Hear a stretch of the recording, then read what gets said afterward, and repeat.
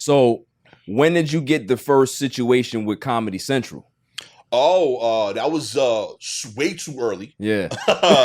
Yeah, I got blessed with that. Like innately, like my comedy style was like story centric. You know, I Right. talked a lot about things that happen in my hood or with my peoples, and I did like a long form story at a stand up show that went really well. And one of the other comics in the lineup kind of pulled me aside and said, "Yo, like I just auditioned for this storytelling show called This Is Not Happening. They're looking for more people of color and women to submit.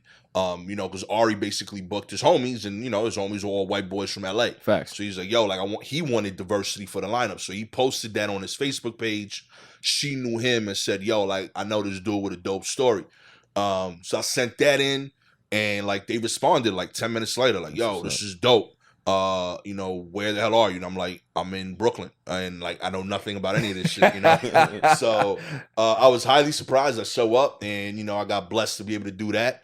And then it was just like awkward for like a year because like, you know, you gotta understand when like most people get a TV spot, they've been doing stand up 7, 8, 9 years. You got like an hour in the bag. Right. You could tour and make money. I was the opposite. Like I had no management, no agent, and I had like 20 minutes of real material. Right. So like when this hit, it was almost like a curse because like clubs was hitting me up like, yo, you want to come headline? And I didn't want to burn the bridge of like, yeah, come out there.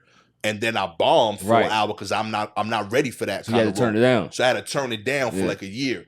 And that was like hard, you know, because there was a lot of bread getting offered off in A.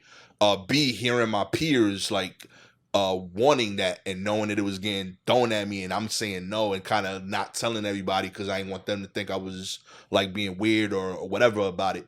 But it was the right decision long term. No, 100%. 100%. Literally year 3 when you see me on This Is Not Happening doing I think it's the Brooklyn Batman story was that one. That's my 3rd year ever in comedy. Wow. That's crazy. Nah, man, like, you know, I was watching your stuff all week, you know what I mean? And, you know, Bishop used to always send me your stuff anyway, you know what I mean? So we catch little things here and there. You have a unique delivery, right? Like you're a storyteller. And a lot of people don't really understand the art of storytelling. I do it here, right?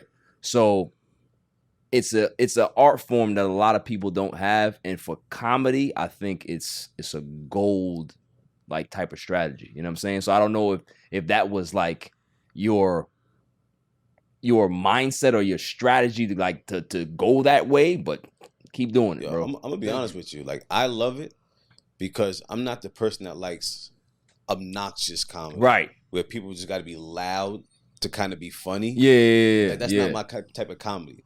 Like that physical comedy stuff, right? That's not my thing. But when people are like actually really what I consider really funny, right? Like it goes a long way. Yeah, because the thing is, if you think about the greatest comedians, in my opinion, they're storytellers, right?